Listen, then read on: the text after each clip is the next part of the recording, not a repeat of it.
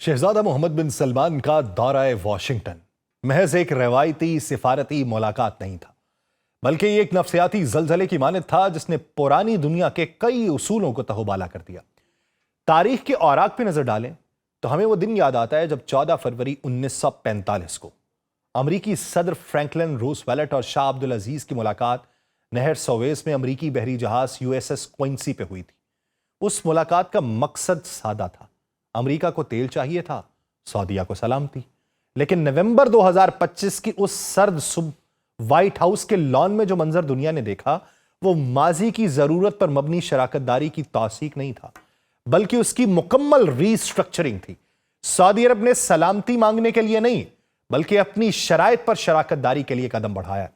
جب شہزادہ محمد بن سلمان کا قافلہ وائٹ ہاؤس کے ویسٹ ونگ کی طرف بڑھا تو غیر معمولی پروٹوکال نے سب کو حیرت میں ڈالا۔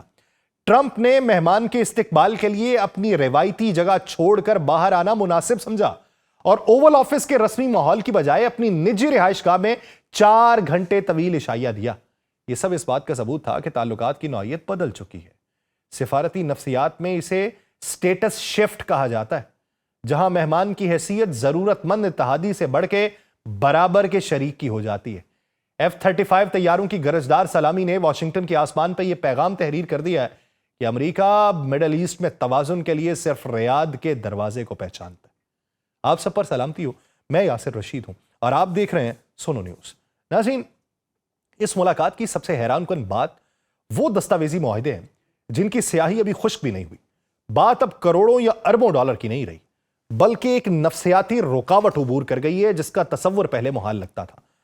مجموعی طور پہ 1.2 ٹریلین ڈالر کے معاشی روڈ میپ پہ اتفاق کیا گیا، جس کی وسعت اتنی بڑی ہے کہ کئی یورپی ممالک کی مجموعی معیشت بھی اس کے سامنے بونی نظر آئے۔ مگر اس سب سے اہم بات یہ ہے کہ یہ سرمایہ کاری کہاں ہو رہی؟ ماضی کے برعکس یہ معاہدے تیل کے کنووں کے لیے نہیں ہو رہے، بلکہ ڈیٹا سینٹرز کے لیے ہو رہے، AI کے لیے ہو رہے، سیمی کنڈکٹر چپ ٹیکنالوجی کی منتقلی کے لیے ہو رہے۔ اور سعودی عرب نے امریکہ کے صنعتی علاقوں میں 3 لاکھ ملازمتیں پیدا کرنے کا وعدہ کیا، جس نے امریکی ووٹرز کی نبض کے اوپر ہاتھ رکھا ہے۔ یہ ایک ایسا اسٹریٹجک ماسٹر سٹروک ثابت ہوا ہے جس نے وائٹ ہاؤس میں موجود ہر مخالف آواز کو ہمیشہ کے لیے خاموش کر دیا۔ میڈیا کے محاذ پہ بھی ایک دلچسپ نفسیاتی جنگ دیکھنے کو ملی ہے۔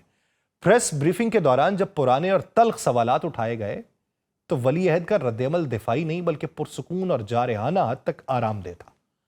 انہوں نے صحافیوں کی آنکھوں میں آنکھیں ڈال کے خاموشی کا ایک طویل وقفہ لیا اور پھر مسکراتے ہوئے کہا کہ ماضی کی راکھ کوریدنے والے کبھی مستقبل کی عمارت نہیں بنا سکتے۔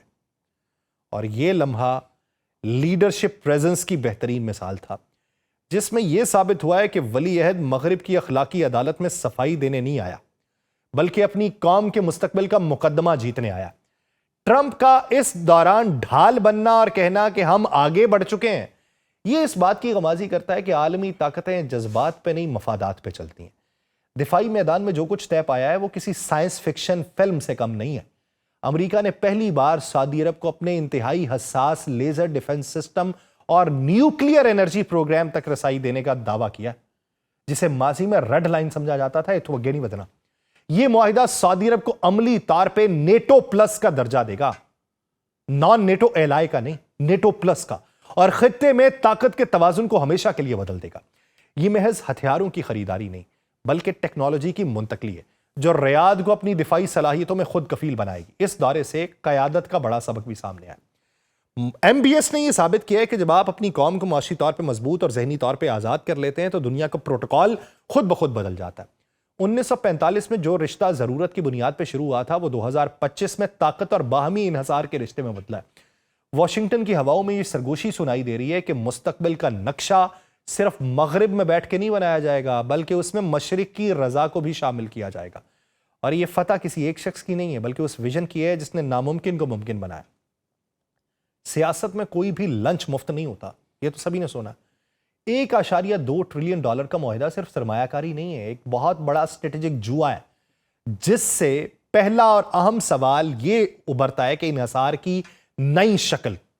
سعودی عرب نے جدید ترین سیمی کنڈکٹر چپس اور لیزر ڈیفنس سسٹم حاصل کر کے خود کو واشنگٹن کے تکنیکی ایکو سسٹم میں مزید جکڑ لیا۔ جو ہاتھ آپ کو سسٹم انسٹال کر کے دیتا ہے وہ ہاتھ ماسٹر سوئچ بھی اپنے پاس رکھتا ہے. کیا یہ خود مختاری ہے یا پھر سنہری ہتھ کڑیاں؟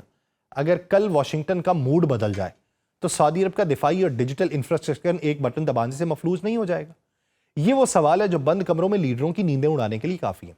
دوسرا پہلو ٹرمپ فیکٹر ہے. ٹرمپ کی پالیسی نظریاتی نہیں بلکہ خالصتاً لین دین پہ مبنی ہے. اس کی دوستی اقتدار کی بنیاد پہ نہیں، ڈیل کی بنیاد پہ. اور تاریخ گواہ ہے کہ ایسے لیڈروں کا موڈ جو ہے وہ موسم کی طرح بدلتا رہتا ہے. یہ ساری کامیابیاں ایک شخص اور ایک انتظامیہ کے گرد گھوم رہی ہیں، اور اگر امریکی سیاست میں کوئی تبدیلی آئی یا امریکن فرسٹ کا نعرہ کسی اور سمت مڑ گیا تو کیا ریاض کے پاس پلان بی موجود ہے؟ امریکہ کی اندرونی سیاست کا عدم استحکام اس پارٹنرشپ کے لیے بھی سب سے بڑا خطرہ ہے. تیسرا چیلنج خطے کا توازن خوف ہے. امریکہ کا سعودی عرب کو نیٹو پلس کا درجہ دینا اور جوہری صلاحیت کا اشارہ دینا یہ تل ابیب میں خطرے کی گھنٹیاں بجا دے گا، اور یہ دورہ مشرق وسطیٰ میں ہتھیاروں کی نئی دوڑ بھی شروع کر دے گا. جب آپ ایک سپر پاور کے اتنے قریب ہو جائیں تو خود بخود دوسری طاقتوں کے ٹارگٹ بورڈ پہ آ جاتے ہیں. تو کیا سعودی معیشت جو ویژن 2030 کے تحت خود کو تعمیر کر رہی ہے کسی نئی علاقائی کشیدگی کا بوجھ اٹھانے کی متحمل ہو سکتی ہے؟ ایک اہم سوال ہے. اور سب سے بڑا چیلنج عمل درآمد کا ہے. کاغذ پر اربوں ڈالر کے معاہدے کرنا آسان ہے، لیکن اسے زمین پر اتارنا ایک الگ سائنس ہے. امریکی ٹیکنالوجی کو سعودی کلچر میں ضم کرنا اور مقامی ورک فورس کو اس جدید ترین سسٹم کے لیے تیار کرنا یہ پہاڑ ہے جسے سر کرنا بھی باقی ہے. اور تاریخ ایسے معاہدوں کے قبرستان سے بھری پڑی ہے جو ہیڈ لائنز میں تو شاندار ہے مگر حقیقت کی زمین پہ دم توڑ گئے تھے. اگلی آنے والے 3 سال یہ بتائیں گے کہ اس دورے نے مستقبل پہ کیا اثر چھوڑا ہے. اب ایک طرف میں نے پلس پوائنٹ بتائے جو سعودی عرب میں اس وقت ہو رہے ہیں اور مڈل ایسٹ میں باتیں چل رہی ہیں، دوسری طرف میں نے اس کے نیگیٹو پوائنٹ بتائے. اس میں پاکستان کے لیے بھی ایک اہم بات ہے. اب پاکستان کو یہ جو ڈیفنس سسٹم ملے گا اگر مل جاتا ہے سعودی عرب کو، اور دوسرا یہ کہ ان کو F-35 ملیں گے، تو پاکستان کا تو ڈیفنس پیکٹ ہوا ہے سعودی عرب کے ساتھ، اور پاکستان وہاں پہ جا کے اپنی جو خدمات ہے وہ سر انجام دے گا. وہ خدمات اڑان بھرنے کے حوالے سے بھی، تکنیکی مراحل سکھانے کے حوالے سے بھی ہوگی، لیکن اس میں سیکھنے کا مرحلہ بھی تو ہوگا. ایک نئے سسٹم کو سیکھنے کا موقع ملے گا جس سے آپ واقفیت حاصل نہیں کرتے. تو یہ پاکستان کے لیے پلس پوائنٹ بھی ہے. لیکن بات 3 سال کی ہے. یہ دورہ محض ایک ملاقات نہیں بلکہ عالمی طاقتوں کی حکمت عملی کا ہے، مشرق و مغرب کے تعلقات کا ہے، اور خطے کے توازن میں ایک نئے باب کے ہے. ایم بی ایس نے یہ ثابت کیا ہے کہ اگر ویژن اور حکمت عملی مضبوط ہو تو دنیا کے پروٹوکول اور طاقت کے توازن خود بخود بدل جاتے ہیں. اور سعودی عرب اب صرف طلب کرنے والا نہیں بلکہ فیصلہ کرنے والا، اپنی شرائط پر اپنی صلاحیت کے مطابق عالمی سطح پہ ایک نمایاں کھلاڑی بن کے ابھرا ہے. اور یہ جو ایونٹ ہے یا یہ جو دورہ ہے یہ صرف سعودی عرب امریکہ کے تعلقات میں منفرد نہیں بلکہ عالمی تاریخ میں کئی ایسے مواقع ہیں جہاں چھوٹے یا درمیانے ملک نے طاقتور ترین سپر پاور کے ساتھ تعلقات کی نوعیت پتلی ہے. یہ ابھی انوکھی بات نہیں ہے. ہم ماضی میں اگر دیکھیں 1971 کی عرب اسرائیل جنگ کے بعد مصر اور سوویت یونین کے تعلقات اگر دیکھے جائیں، مصر نے سوویت ٹیکنالوجی اور فوجی ساز و سامان کے حصول کے لیے سوویت یونین پہ بھاری انحصار کیا، لیکن اس دوران یہ رشتہ کبھی محض ساز و سامان کی خرید و فروخت تک محدود نہیں رہا. مصر نے اپنی جو جنگی حکمت عملی تھی اور خطے میں اثر و رسوخ کے لیے سوویت یونین کو مجبور کیا کہ وہ اپنی تکنیکی مدد اور تربیت کا نظام جو ہے وہ مصر کے مخصوص حالات کے مطابق ڈھالے، اور وہاں بھی مصر نے اپنی ضروریات کے مطابق رشتہ قائم کیا. اور سوویت یونین کے لیے یہ ثابت ہوا کہ اگر کوئی چھوٹا ملک اپنی پوزیشن حکمت عملی مضبوط رکھے تو ایک سپر پاور کی توجہ اور وسائل اپنے حق میں استعمال کر سکتا ہے. اسی طریقے سے 1980 کی دہائی میں اگر آپ دیکھیں جاپان اور امریکہ کے تعلقات ایک اہم مثال ہے. جاپان نے امریکی مارکیٹ میں اپنی اقتصادی طاقت بڑھانے کے لیے تجارتی اور صنعتی معاہدے کیے جس نے امریکہ کو مجبور کیا کہ وہ اپنی پالیسیز میں لچک دکھائے. اقتصادی اعتبار سے امریکہ ایک سپر پاور تھا، لیکن جاپان نے اپنی صنعت، ٹیکنالوجی اور برآمدات کے ذریعے نہ صرف مارکیٹ پہ اثر ڈالا بلکہ امریکی سیاسی فیصلوں میں بھی اپنا وزن برقرار رکھا. یہ ایک نفسیاتی اور اقتصادی سٹیٹس شفٹ کی واضح مثال تھی جس میں چھوٹا یا درمیانہ ملک ایک عالمی طاقت کو اپنی شرائط کے مطابق چلنے پہ مجبور کرتے.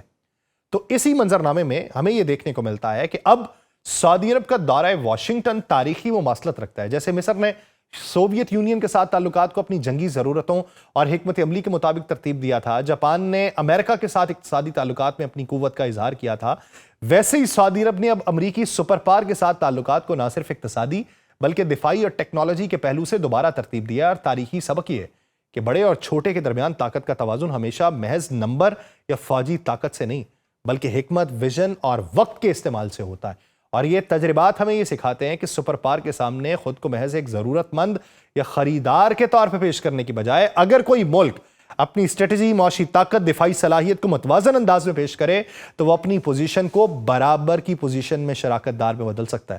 اور یہی سبق MBS کے حالیہ دورے میں عملی طور پہ نظر آیا، جس نے عالمی تعلقات میں ماضی کی بڑی مماثلتوں کو دہرا کر یہ دکھا دیا ہے کہ تاریخ میں چھوٹے ملک بھی بڑے کے ساتھ طاقت کے نئے قواعد وضع کر سکتے ہیں. اگر ہم اگلے چند سالوں کے منظرنامے کو دیکھیں تو یہ واضح ہوتا ہے کہ سعودی عرب کی یہ اسٹریٹجی نہ صرف مڈل ایسٹ میں بلکہ عالمی سطح کے اوپر طویل المدتی اثرات مرتب کرے گی. جس طرح مصر کے پرانے معاملات تھے اور سیاسی ضرورتوں کے مطابق روس کو اپنی طرف ڈھالا، ایسے ہی جاپان اور امریکہ کے تعلقات تھے، ویسے ہی سعودی عرب اب امریکی سپر پاور کے ساتھ تعلقات میں نئی نفسیاتی، اقتصادی اور دفاعی حقیقتیں متعارف کروائے گا جو خطے کے طاقت کے توازن کو مستقل طور کے اوپر بدل دے گی. اور یہی تاریخی تناظر ہمیں یہ سبق دے گا کہ عالمی سیاست میں بڑے یا چھوٹے کی تعریف رقبہ، فوجی طاقت یا معیشت سے نہیں، ویژن سے ہوتی ہے. اور یہ ویژن اس وقت 2030 والا MBS کا چل رہا ہے. مجھے دیجیے اجازت، اللہ نگہبان.